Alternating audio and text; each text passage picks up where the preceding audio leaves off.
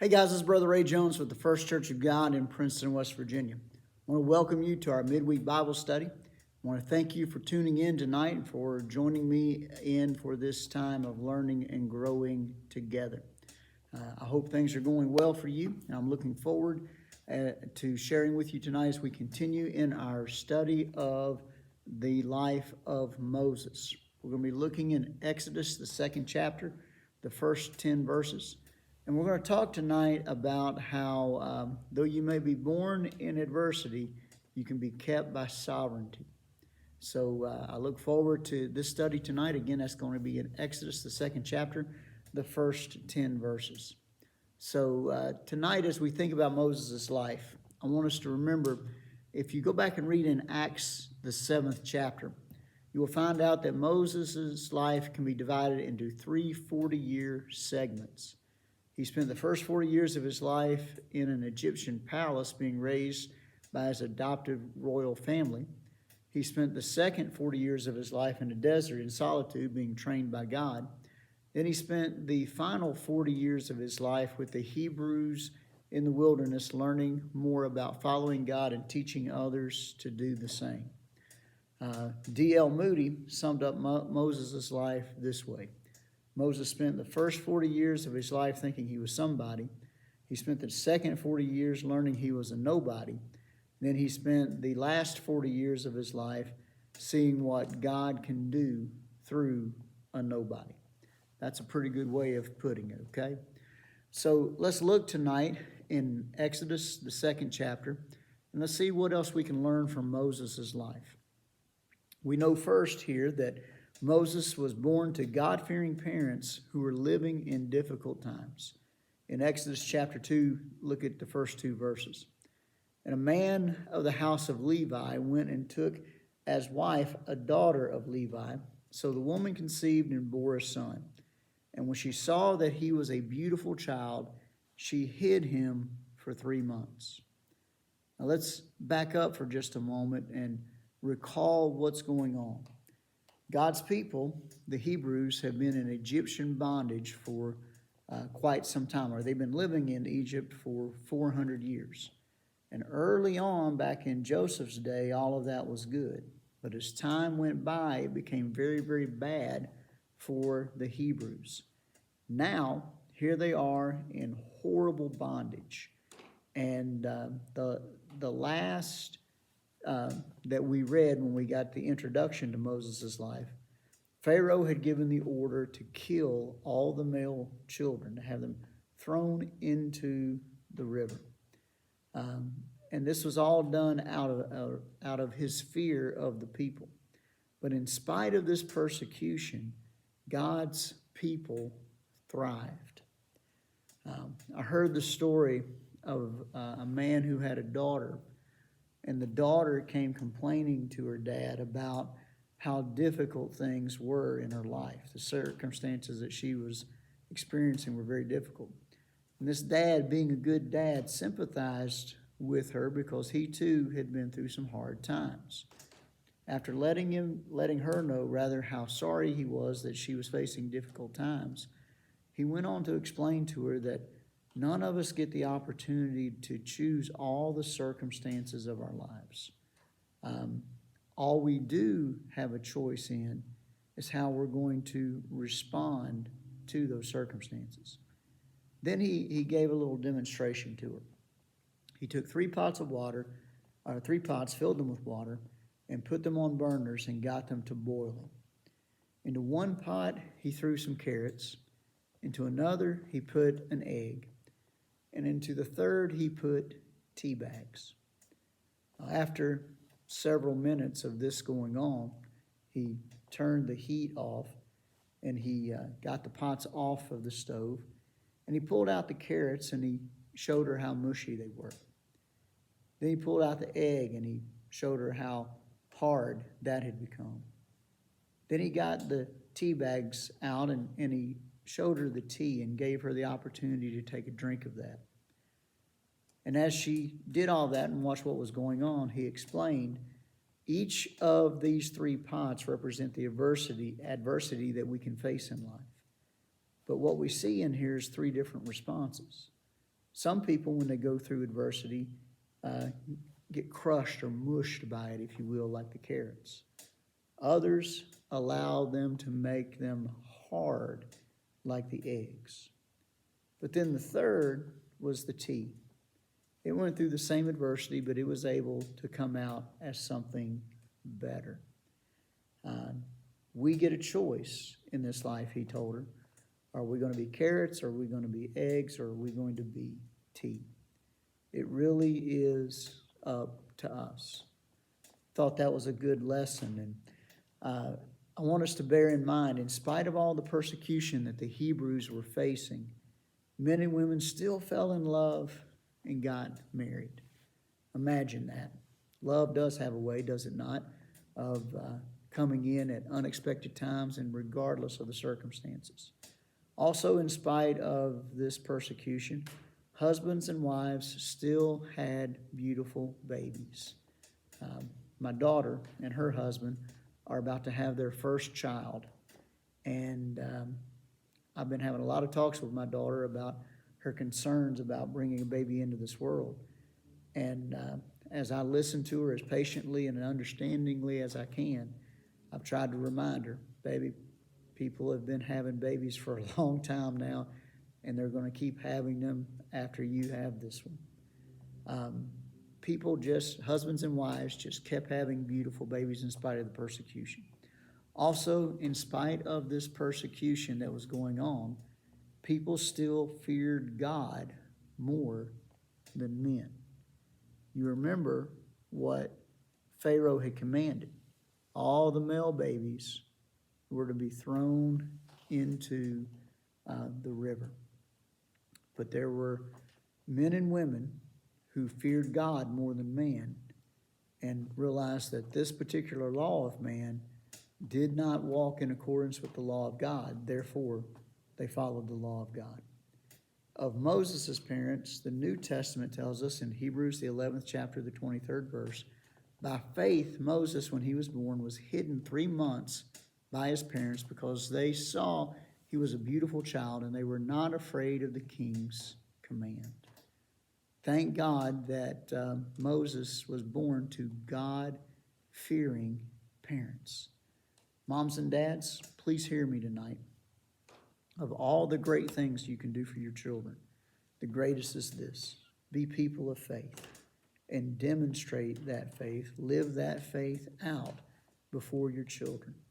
Talk about it, as the Old Testament says, when you rise up and when you go to sleep, when you go in and when you go out and when you come back in. Tell them of the wonderful things of God, not only with your mouth, but with your actions. They need to, our children and our grandchildren need to see us being people of faith. Well, not only were Moses' parents born in God, not only was Moses born to God-fearing parents, but Moses' parents put their faith into action. In other words, they not only had faith in theory, they had it in practice. Pick it up in verse 3 of Exodus 2. But when she could no longer hide him, she took an ark of bulrushes for him, dabbed it with asphalt and pitch, and put the child in it, and laid it in the reeds by the river's bank. And her sister stood afar off to know what would be done to him. Think about this. Here's Moses, who was born to this couple, and they hid him as long as they could, and then by faith they had hidden him. Now by faith, they've got to put him in the river, but they don't have to let him drown. The mom makes this little basket, an ark in the New King James Version is how it's read. And just as the ark that Noah built, which was much larger, of course, was pitched inside and out, so was this. And here's this little baby who is placed in this little ark. We need to understand, when it comes to faith, desperate times calls for faithful actions. And faith has to have action with it in order for it to truly be faith. James in the New Testament reminds us that faith without works is dead. So one of the actions, we'll talk about that in a second. Desperate times call for faithful action. There's an old saying that says, trust God, but keep your powder dry. Okay, that's a good saying to live by. Even though you're trusting God, suppose you're trusting God to help you get a job. You may also have to do your part and send out some resumes. This whole idea of living by faith, which Moses' parents did do, didn't mean they were necessarily passive. They did their part to put faith into action. And another thing we can note in this is that faithful action can include strategic thinking. Now, what this mom did was put her beautiful baby boy in this basket and then strategically put him in the river over in some reeds.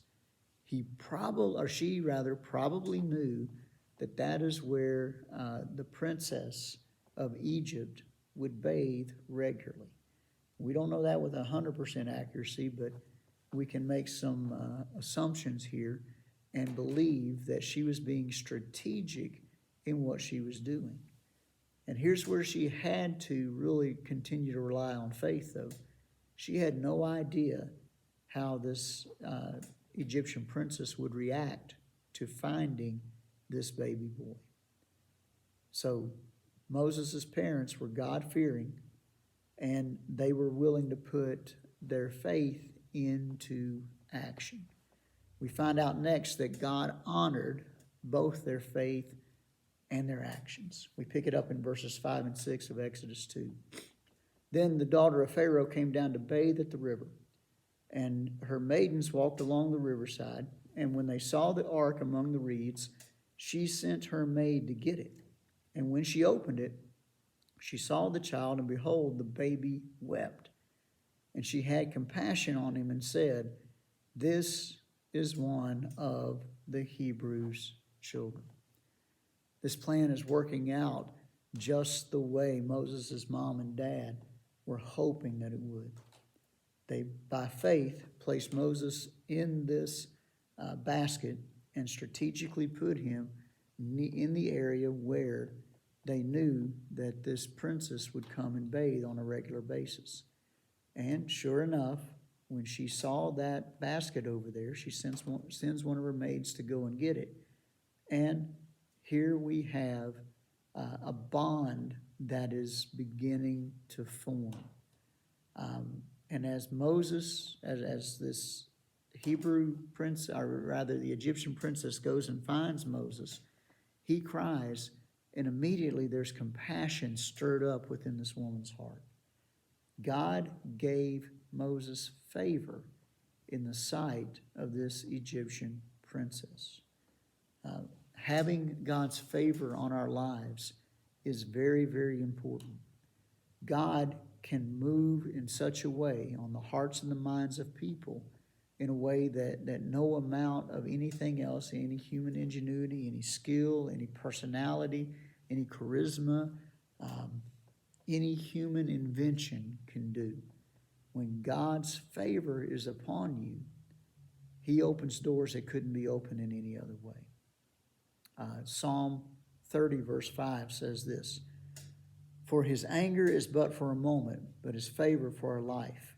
Weeping may endure for a night, but joy comes in the morning." Moses and his parents were given favor in the sight of this Egyptian princess. Proverbs 16:7 talks about how when a man's or woman's ways please the Lord, even his enemies will be at peace with him.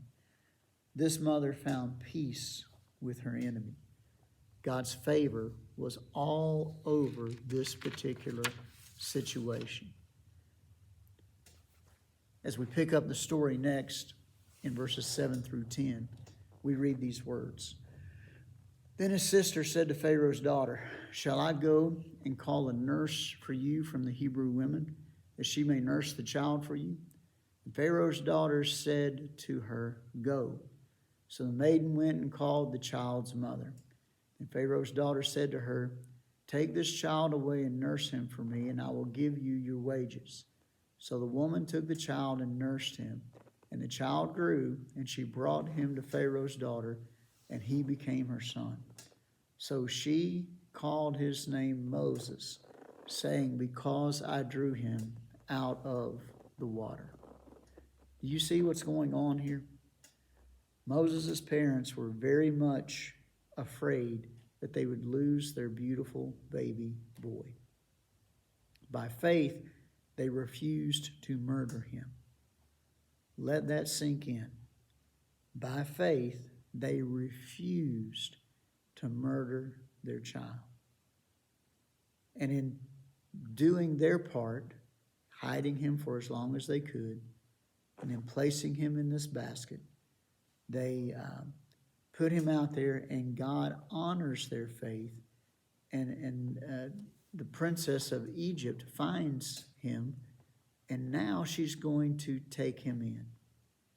And Big Sis is nearby, strategically watching what's going on. And as she sees that her little brother has been found, she steps in and offers, can I find a Hebrew to nurse this baby for you? And the princess agrees to that, and then the little girl goes and gets her mother, who is also the little baby boy's mother. And that Egyptian princess hires the boy's own mother to take care of him. Do you get that? God had his hand on this so much that he arranged for this mom, at least for a time, to be paid to raise her own child. Boy, I know a lot of moms out there that would be jumping at that opportunity, right? Getting paid to do what I love to do? Absolutely. Well, here's kind of what was going on with this as well. There did come a time, when Moses' mom had to bring him back to Pharaoh's daughter and release him to her care. And she, in turn, took him into Pharaoh's household. And now this little Hebrew boy, whom they decide to name Moses, is going to be raised as an Egyptian. That had to be very, very difficult. But here is the wonderful news. Most of us know the story, and we're going to be studying the details of it over the next several lessons and the time that we're going to have together. But Moses grows up and eventually becomes the deliverer of his people. But his start comes all the way back to a time that was very, very difficult, a time of persecution, a time of great distress. And yet in the middle of all of this distress and adversity, the sovereign hand of God was on Moses' life. Now, Moses ends up playing a very pivotal role in all of world history. We know that. But his parents played a pivotal role in that as well. They brought the baby into this world that would eventually go on to do that deed, and they took care of him faithfully to get him to a certain point in order for him to be brought to Pharaoh's house. We need to keep in mind just how important it is, not only for this to be done for Moses, but for every child that comes into this world. We need to remember that Moses is not the only person who has a special place in history. Consider with me as we close out tonight in the 139th Psalm, verses 13 through 18. The psalmist declares these words, "For you formed my inward parts, you covered me in my mother's womb. I will praise you, for I am fearfully and wonderfully made. Marvelous are your works, and that my soul knows very well. My frame was not hidden from you. When I was made in secret and skillfully wrought in the lowest parts of the earth, your eyes saw my substance being yet unformed. And in your book they all were written, the days fashioned for me, when as yet there was none of them. How precious also are your thoughts to me, O God. How great is the sum of them. If I should count them, they would be more in number than the sand. When I awake, I am still with you. What is the psalmist declaring here? He's reminding us that each and every one of us play a special part in God's divine plan. No, we're not all going to be Moses who sets a whole nation free. No, we're not all going to be president or some other great leader of the world. We're not all going to be doctors or lawyers necessarily, but hear me clearly tonight. Each one of us has a role to play, and each role is significant. We need to do our part for the glory of God, to serve Him and to honor Him in how we live and in what we do.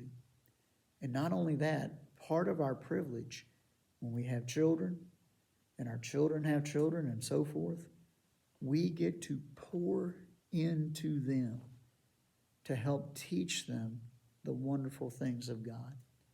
We get to tell our story of how God worked wonderfully in our lives and saw us through difficult times. We get the privilege of encouraging them to know God and to trust Him no matter what their circumstances. You see, Moses was born in adversity, but he was kept by the sovereign hand of God. And while his purpose has been basically immortalized for us in Scripture, not every one of our stories will get written down for all the world to read for hundreds and even thousands of years to come. But God knows the purpose that He has for us, and it is our privilege to find that and to fulfill it. Tonight, I hope you are living out your purpose before the Lord. I hope you are in just your daily life honoring Him in all you do. If you are a parent with children still in the home, please continue to love them and to bless them and to encourage them to know and to serve the Lord. If you are a parent like me whose children are grown, please understand they still need our example and our guidance.